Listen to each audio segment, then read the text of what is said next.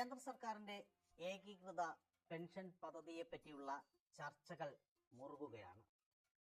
Pension പദ്ധതി വളരെ ഗുണകരമാണ് എന്ന് ഒരു വിഭാഗം വാദിക്കുമ്പോൾ BJP വിരുദ്ധ സർക്കാരുകൾ അതിനെ എതിർക്കാനുള്ള ശ്രമത്തിലാണ്.